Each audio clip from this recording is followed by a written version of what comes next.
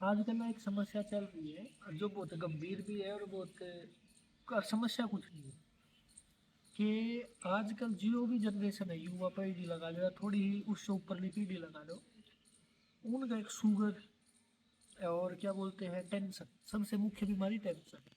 और टेंशन से हमारे पेट की और दिमाग की बहुत सारी बीमारियां जन्म लेती है। और वो चिंता कोई चीज़ें नहीं है। हमारे जो आज से 40 साल पहले आप जाओगे, चिंता नाम की कोई बीमारी नहीं थी। पर आज के समय में टेंशन नाम की एक बहुत बड़ी बीमारी होगी।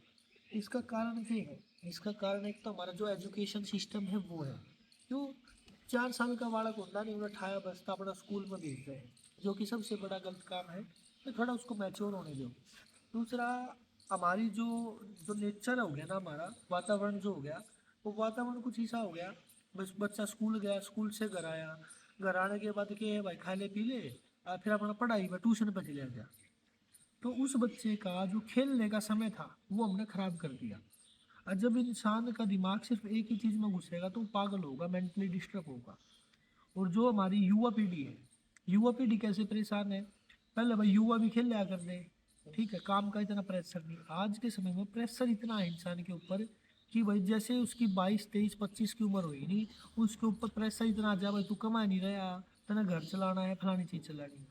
तो पहले क्या होता था भाई, संतों के पास जाते थे, अच्छे अच्छे मेले भराया करते, कार्यक्रम होया करते, उनमें बच्चे जाया करते, उनका दिमाग थोड़ा परमात्मा की तरफ लग जाया करता और दिमाग थोड़ा शांत रहा करता। ऐसा बेशक से ना था, पर शांति थी। आज के समय में शांति नहीं है।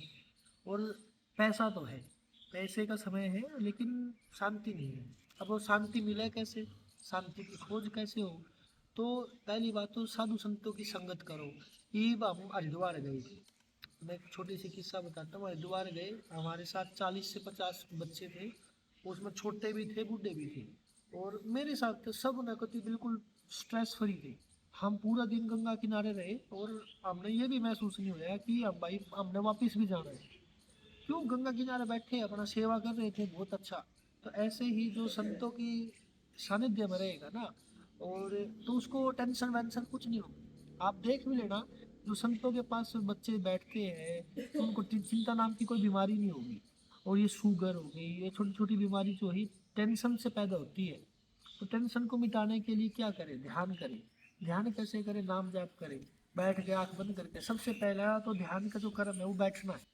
जब आप बैठना सीख जाओगे तो आप ध्यान करना सीख जाओगे। और ध्यान एक ऐसी चीज़ है जो करना नहीं पड़ता, अपने आप हो जाता है। जैसे हम बाइक पर जा रहे हैं, हमने मुड़ना था राइट, पर हम सीधे जा रहे हैं, और जब आगे गए, जब ध्यान आया तो रास्ता पीछे चलाएंगे। क्यों? क्योंकि हमारा जो ध्यान था ना, वो बाइक चलाने पर था, ना कि रास्ते पे। तो ऐसे ही ध्यान है, ये करना नहीं पड़ता, अपने आप हो जाता है। आपको बस बैठना है, आँख बंद करनी है और शांति महसूस करनी है, अपने आप आसपास का वातावरण महसूस करना है। ये सब अपने आप हो जाएगा, ठीक है। और ये टॉपिक बहुत गंभीर है, कभी इस बात ना रखिए मतलब वो टेंशन टेंशन बाबा टेंशन टेंशन करे। टेंशन की बीमारी मैं आज भी कहता हूँ 80% 80% टेंशन से मरीज है, और जिस कारण से उनके अनेकों बीमारी पैदा हो रही है, कोई भी हो। ठीक है, मेरे पास आने वाले भी 70% बच्चे टेंशन से जूझ रहे हैं।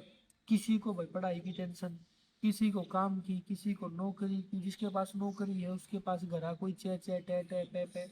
मैं ये नहीं कह रहा भाई ध्यान करने से आपकी टेंशन खत्म हो जाएगी, लेकिन ध्यान करने से आपका जो मानसिक संतुलन है वो बेस्ट होगा।